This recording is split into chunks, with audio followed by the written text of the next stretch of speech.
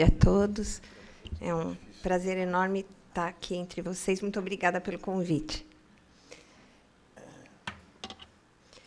Nós vamos falar um pouquinho sobre autonomia e o papel do enfermeiro. Quando a gente pensa em autonomia, a gente lembra que o conceito vem lá da antiga Grécia, né? Que quer dizer as regras, as leis para si próprio. O conceito remete a gente a noções de liberdade de direitos, de liberdade de escolha, limite de ação. E, quando falamos sobre autonomia profissional, começa a se configurar os limites da sua atuação dentro de cada categoria, né? Os riscos da sua atividade, principalmente nas tomadas de decisão. O enfermeiro ele lida com o paciente, com seu paciente cliente, ele lida com os familiares desse paciente, ele lida com a equipe de saúde, com a sua própria equipe, os profissionais dos quais ele é responsável pelo trabalho e todos os seus colegas de outras categorias, lida com toda a sociedade. E, como uma profissão liberal, a enfermagem é regulamentada por leis e normas jurídicas, né, aprovadas no Congresso Nacional, né, porque é ele que estabelece as regras para o exercício da atividade de todos os profissionais liberais. A lei que regulamenta a nossa profissão é a 7.498, que, em 1987, foi regulamentada com seu decreto. E como em toda a categoria da área da saúde, nós somos profissionais que nos arriscamos muito. A prática do exercício da nossa profissão lida com saúde, né? Então, nós nos arriscamos e nós levamos riscos para os nossos clientes o tempo todo. Então, é de extrema importância que o profissional já saísse assim, da graduação, conhecendo muito bem, né, toda essa legislação, e não apenas isso. Hoje em dia, a gente tem que conhecer muito bem o Código Civil, o Código do Consumidor, todas as leis que perpassam por esse conteúdo, né, para que a gente entenda muito bem qual é o limite da nossa autonomia, né, porque, pelo Código Penal, o artigo 21 do Código Penal brasileiro, está muito bem descrito: o desconhecimento da lei é inexcusável dentro de um processo qualquer. Então, nenhum profissional pode argumentar dizendo que não conhecia o que podia, o que não poderia ter sido feito, em qualquer situação que seja. O papel do enfermeiro é o cuidado, né? A enfermagem é a profissão do cuidar. E, quando a gente estuda um pouco a autonomia, eu achei incrível um livro de bioética de Segre e Cohen, onde eles colocam que o conceito de autonomia diz respeito à individualidade, ao reconhecimento do outro poder pensar e sentir à sua maneira, e de ser respeitado sobre esse aspecto, que foi muito o que alguns de vocês colocaram, quando a gente esbarra no que o paciente quer fazer, né? A gente, sob a nossa ótica, tem dados e informações que nos levam a crer do que talvez seja o melhor para ele, e nós tentamos aplicar aquilo. Mas a nossa autonomia vai até onde a autonomia do paciente começa. Ele tem direito também de querer ou não querer, de sentir aquilo sob a ótica dele, e isso tem que ser respeitado. Então, quando a gente fala de papel do enfermeiro, a gente tem que pensar em todas essas questões, porque o que faz diferença na nossa profissão é como fazemos. Porque cuidado é lidar, é interagir, né? E o cuidado melhora na hora que a gente melhora o nosso olhar, o nosso ouvir para o paciente, às vezes o tocar, o interessar-se pelo outro, né? Eu já participei de uma consulta onde o profissional conversou comigo, acho que uns 5 ou mais minutos, olhando para o monitor. E hoje, quando eu fui fazer o check-in, são alguns aspectos do nosso dia, né, destes tempos contemporâneos. Hoje, no check-in, o profissional me atendeu olhando para o monitor. Bom dia! E ele falou para o monitor: pegou a minha identidade. A senhora quer corredor, janela, olhando para o monitor o tempo todo. E não olhou para mim, até eu sair da fila. Né? Na nossa área, isso é inadmissível, mas a gente tem que tomar cuidado, porque nessa troca que a gente consegue levantar informações, e elas são preciosas para que a gente consiga cuidar bem dos pacientes e levar para a equipe de saúde, para a equipe médica com quem a gente interage o tempo todo, informações preciosas que podem fazer toda a diferença no tratamento desse paciente. Quando entrar com uma medicação, quando trocar, quando suspender, quando pedir um exame, enfim, inúmeras situações que nós, no nosso dia a dia, conhecemos muito bem. Então, a autonomia do usuário é uma questão muito séria, né? Nós, muitas vezes, os profissionais de saúde exercem um certo domínio, uma certa soberba sobre o que a gente sabe. Se a gente não toma cuidado, nós começamos a utilizar, na frente dos pacientes, determinada terminologia extremamente complexa, um vocabulário tal que o paciente não consegue entender o que a gente está falando. Em São Paulo, em 1990, o governador Mário Covas, em tratamento, sofreu tanto com isso que pediu que se criasse toda uma lei para garantir a autonomia do paciente. Essa lei, de número 10.241, fala sobre o direito dele ser informado, onde ele contempla o consentimento livre e esclarecido, o direito de decidir sobre a sua vida, isso é lei. De reclamar, de privacidade, de confidencialidade, né, de se associar. E, quando nós pensamos no papel do enfermeiro nesse mundo do tratamento de pessoas com feridas, a gente tem que entender o contexto histórico disso. Até 30 anos atrás, era totalmente diferente. Eu me formei há cerca de 25 anos. Eu me recordo que um curativo era tirar um curativo sujo, limpar, né, água, sabão, às vezes um antisséptico, e cobrir com uma gaze limpa. Isso era um curativo. E o enfermeiro sequer se interessava em fazer isso. Né? Era uma atividade do auxiliar ou do então atendente. Depois do banho, já molhava tudo, já tirava, cobria com gaze. Os curativos mais complexos a gente ia fazer. Hoje isso mudou, mas por que mudou? Só porque nós temos uma gama enorme de coberturas de alta tecnologia? Não. Mudou porque o enfermeiro começou a estudar teorias de enfermagem.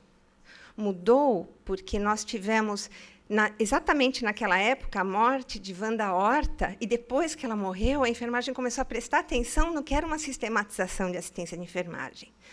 Mudou porque a enfermagem começou a mudar o seu saber, e aí começou a mudar o seu fazer. A visão do enfermeiro mudou. Então, hoje, ele consegue dar uma contribuição para a equipe de saúde totalmente diferente.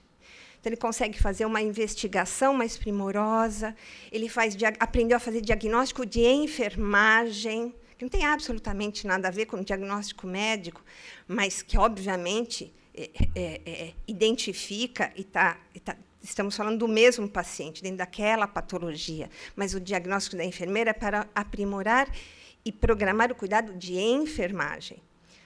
Faz todo um planejamento organizado, prescreve cuidados de enfermagem, analisa, evolui, consegue analisar resultado e fazer um prognóstico da melhora daquele quadro do seu paciente. Seja de orientação, quando você pega um paciente que nem sabe o que é pressão, né, e que quer ficar só de um lado, e você tem que fazê-lo entender que ele tem que virar de lado, não vai dar para ficar a noite inteira sobre aquele trocânter, porque ele tem uma úlcera. É fácil a gente falar que precisa mudar de decúbito. É fácil prescrever para fazer em 2 horas. Mas não é fácil convencer o paciente que ele precisa mudar, capacitar a família a fazer isso, garantir. A gente não pode ser hipócrita. Falar umas coisas prontas para o paciente, para a família, achar que o dever está cumprido. Não os enfermeiros.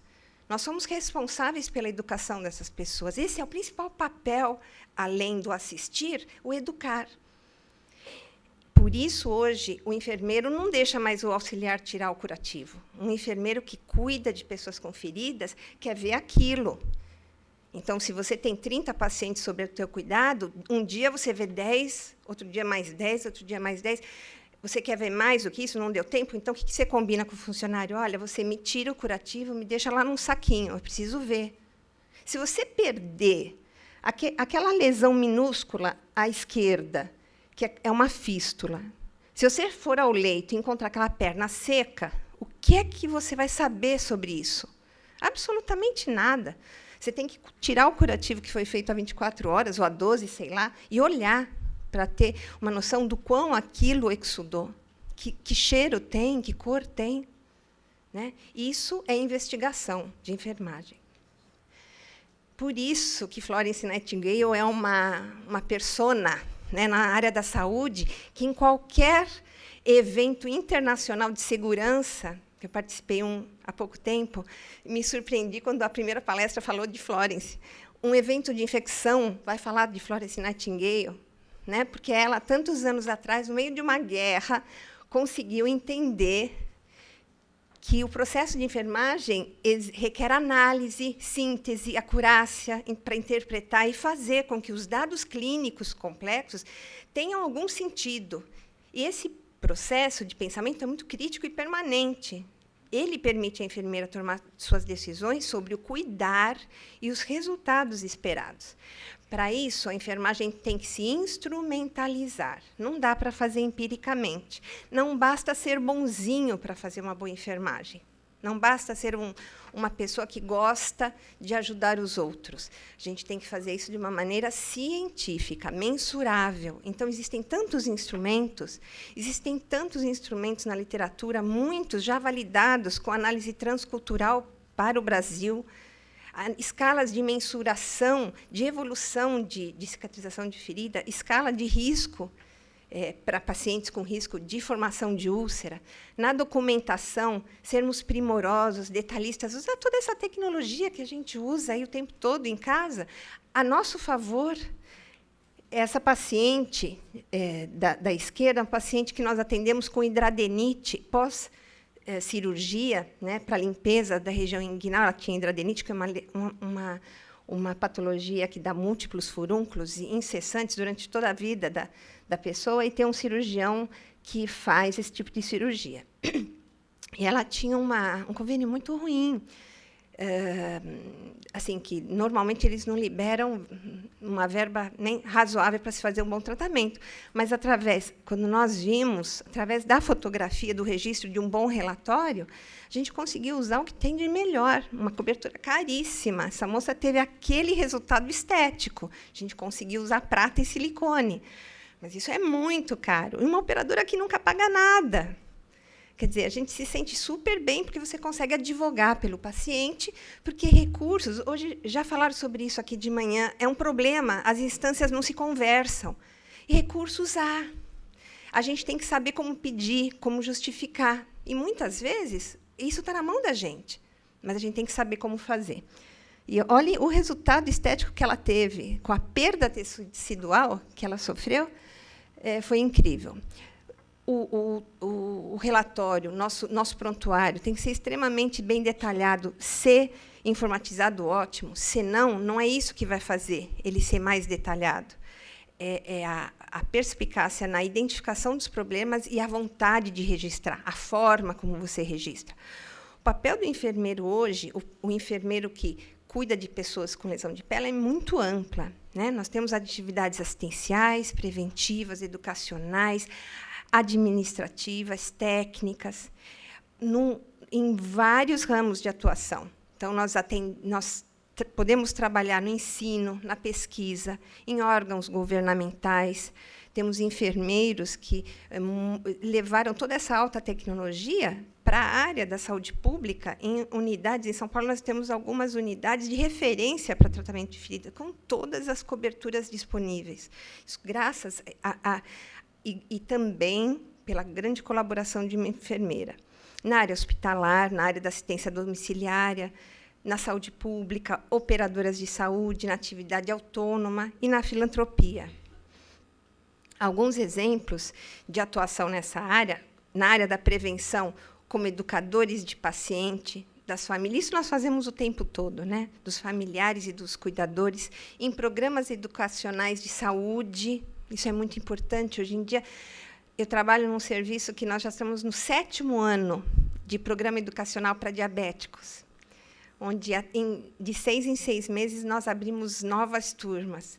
E são programas que dão um resultado incrível de você capacitar, através da educação, né, o indivíduo a monitorar melhor, para conseguir dialogar melhor com o seu médico, para conseguir equilibrar melhor uma doença crônica como diabetes. Então, é um trabalho que o enfermeiro tem uma área muito, muito grande. Monitoramento de pacientes de risco através da assistência domiciliária, atuação no cuidado direto aos pacientes, inclusive em lesões de alta complexidade, desbridamento de feridas. Aí a gente tem que dividir muito bem, né? Existe o desbridamento que não leva a risco para o paciente. Então, todo enfermeiro é capaz de promover o desbridamento autolítico, enzimático, e o instrumental, com extremo cuidado e com a ciência do médico responsável desse paciente. Uma coisa é você desbridar um tecido absolutamente necrótico pendurado, que até a tesoura corta. Outra coisa é você desbridar uma escara, que está aderida naquele membro. Então, isso tem que ser feito com muita cautela e responsabilidade. Trabalhar na padronização de protocolos institucionais e outros trabalhos um pouco mais diferentes, mas que, hoje em dia, o enfermeiro está executando, e cada vez mais. Dentro da educação continuada, havendo intercâmbio entre equipes de várias instituições. Então, o serviço público com o privado, o ambulatorial com o hospitalar, suporte técnico para compras e serviços de farmácia, pesquisa, consultoria técnica, seja para empresas, para instituições hospitalares, escolas, órgãos oficiais, interconsulta. Então, é uma coisa que a gente tem feito cada vez com mais frequência. Então, num determinado hospital, estão com uma determinada lesão complexa, e já utilizando várias terapêuticas, é muito comum a gente ser chamado e a gente faz uma reuniãozinha à beira do leito, e a gente vê tudo que está sendo feito, e dá uma opinião, e acompanha à distância. Isso é uma coisa que, já na enfermagem, hoje, já não chama mais atenção. Peritagem para conselhos, para juízes, para terceiros, e atividade independente também, como autônoma e até no empreendedorismo. Só pincei 2 trechos da lei do nosso exercício profissional para exemplificar. Perdão, eu não controlei meu tempo, desculpa. Já estou acabando. Para exemplificar como ela trata, né, dessa autonomia na área, aqui, para nós, de tratamento de pessoas com lesões. Ela considera que a realização de curativos é um cuidado de enfermagem. Tal atividade poderá ser realizada, executada e prescrita pelo profissional enfermeiro. Mas a sistematização da assistência de enfermagem, que é aquele sistema que eu citei, assim, que eu pincelei no começo, é o instrumento pelo qual o profissional enfermeiro fundamenta e aplica de maneira técnico-científica esta assistência. Então, fazer por fazer, nem a nossa lei nos respalda. Fazer por fazer, você sequer está legal dentro do teu exercício. Você tem que fazer com sistematização, com todas aquelas etapas que todos os enfermeiros aqui, eu sei que conhecem muito bem a fundo. E esse documento, essa sistematização, é essencial para a sua atuação, garantindo uma assistência planejada e devidamente acompanhada, minimizando a ocorrência de danos ao cliente, paciente, bem como atendendo às exigências legais relacionadas ao prontuário do cliente, já previsto na resolução do COFEN de 2002, que dispõe sobre a sistematização nas instituições de saúde brasileiras. Eu fui buscar também um respaldo sobre a prescrição de produtos tópicos, né? Porque é uma questão interessante, importante, e que a gente tem que entender até onde pode ir também. Em se tratando de prescrição, na mesma lei, em se tratando de prescrição de produtos tópicos que contenham... está pautado nessa lei, mas isso é um parecer do Conselho, tá? Em se tratando de prescrição de produtos tópicos que contenham componentes medicamentosos, o enfermeiro deverá seguir sempre o previsto pela legislação, que é o quê? Seguir o protocolo da instituição, previamente determinado e com consenso da equipe médica daquele local. Então, se o produto que você vai prescrever tem medicamento, o enfermeiro pode dar até uma quimioterapia para o paciente, basta estar protocolado. Né? Eu sei disso porque eu trabalho num serviço que também tem transplante de medula óssea.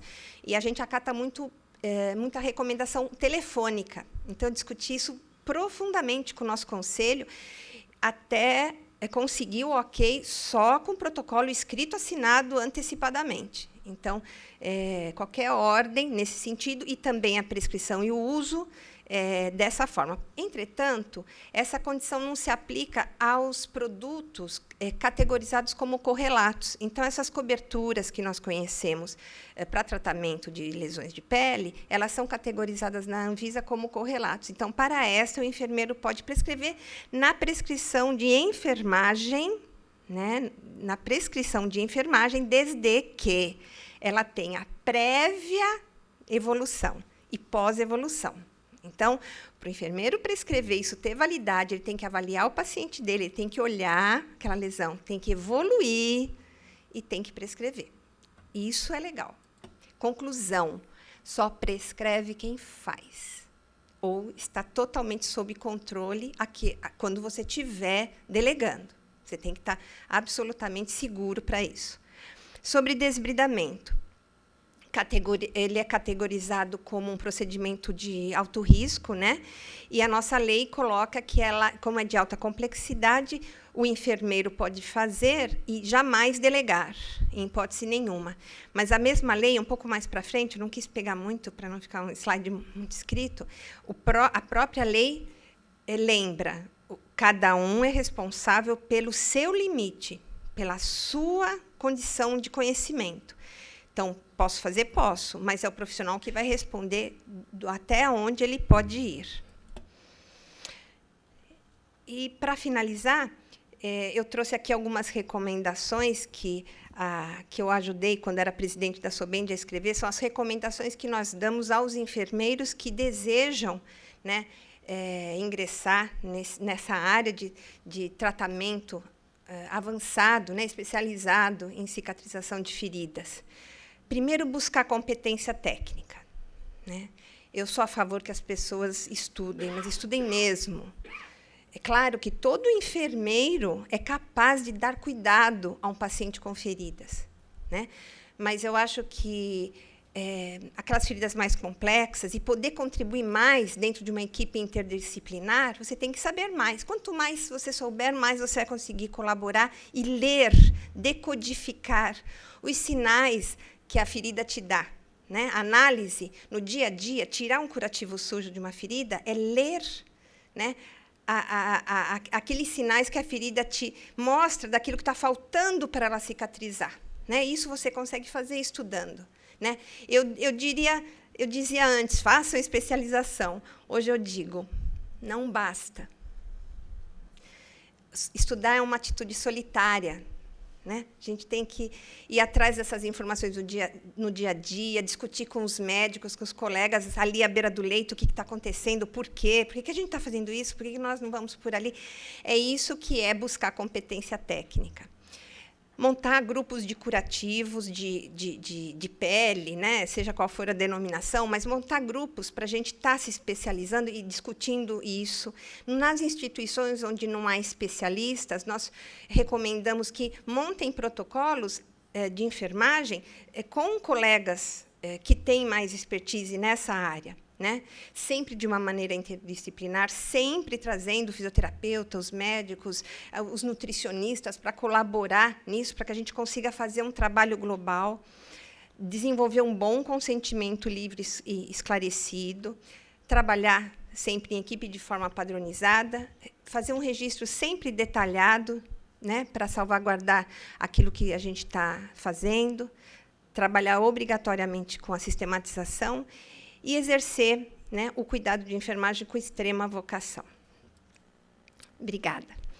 Aproveito